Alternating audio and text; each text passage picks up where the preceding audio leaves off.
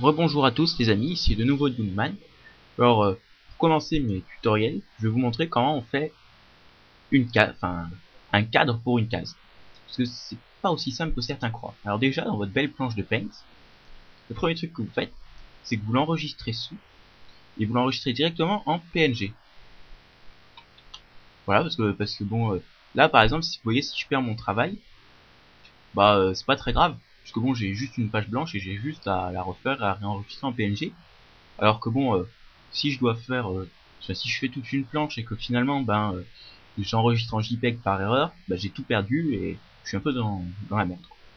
Donc vous enregistrez direct en PNG, comme ça au moins c'est fait, et puis après vous enregistrez juste comme ça, hop, voilà, et bon, vous n'avez pas à avoir peur de vous tromper. Ensuite vous prenez automatiquement la couleur secondaire en transparence.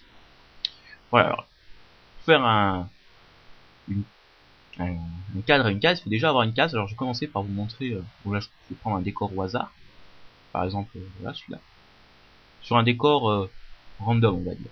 Donc vous copiez l'image, je me suis trompé de, bref, vous collez sur votre planche. Alors là c'est là que le Paint de Vista va être très utile, c'est avec le Paint de XP vous zoomez juste comme ça, avec le Paint de Vista vous pouvez zoomer comme ça. Bon alors là c'est bien beau, vous allez me dire, mais bon ça m'avance pas vraiment. Alors vous prenez l'outil ligne, vous la mettez en fin, et vous voyez, partez de là, et hop, vous faites une grande ligne horizontale, vous faites une ligne verticale, hop, hop, hop, hop, hop, hop, hop. Faites bien attention à bien ne pas dépasser sur le côté. Hop, et voilà, vous avez un cadre qui se construit petit à petit, vous voyez. Wow.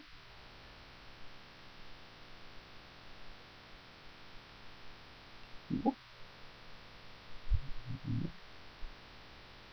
Hop.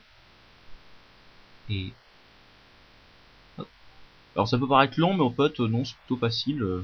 Bon, profitez bien de cet instant de détente, on va dire, parce que bon, la suite est en général un peu plus dure.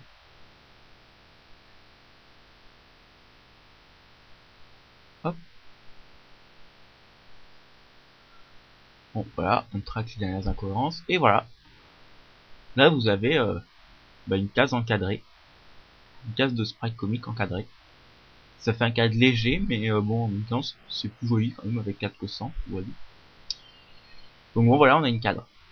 Alors ensuite, comment faire pour faire un décor, pour des décors comme celui, voilà, du forum. Vous voyez, parce que là, le forum, vous voyez, vous pourriez sélectionner un bout du forum.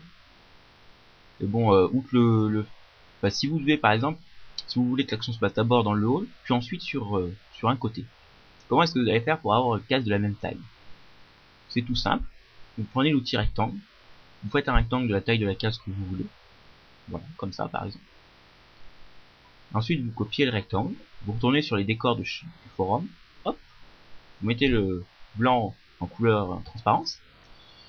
Voilà, vous allez là, vous sélectionnez le décor dont vous voulez vous servir, vous le copiez, hop. Puis ensuite vous annulez ce que vous avez fait, puisque bon, le cadre, vous voulez peut-être pas le garder sur votre forum, sur votre beau décor du forum.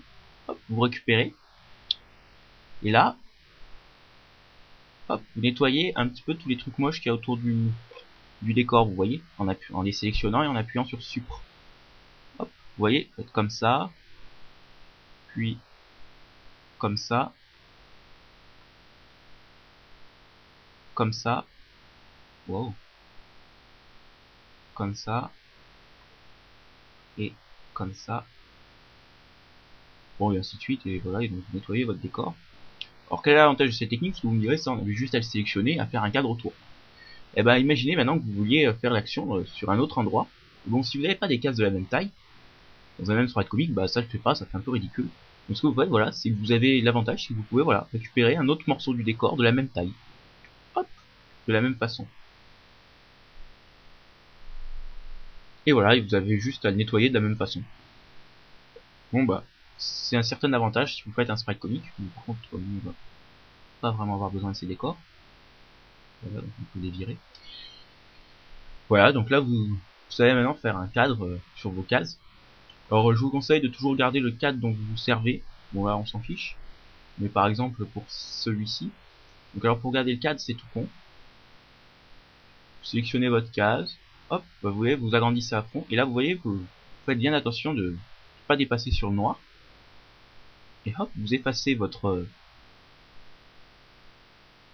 cadre, vous effacez votre décor de votre cadre, voilà,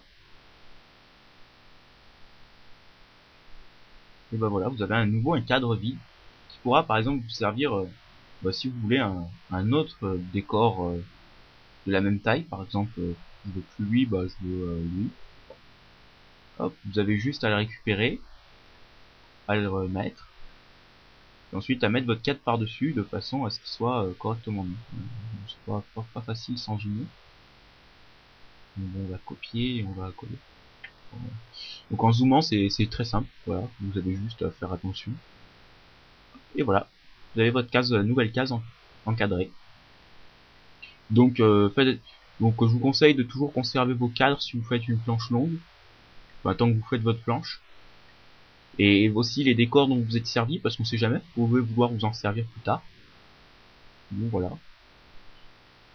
Bon bah c'est un peu tout ce que j'avais à dire sur les cadres. On va vous remontrer une dernière fois, voilà. Donc là, si vous devez refaire un premier cadre, bah voilà, vous utilisez l'outil ligne pour encadrer. Et si vous avez déjà votre cadre, bah vous avez qu'à le copier et le coller dessus en zoomant bien, en faisant bien gaffe de pas le faire dépasser, de pas le faire moche quoi. Et voilà, et donc voilà, vous pouvez faire un nombre quasiment infini de cases. Il suffit de bien savoir gérer vos cadres. Bon bah c'était un peu tout, c'était un peu simple, mais bon, faut bien partir de quelque chose de simple. À la prochaine pour une autre vidéo.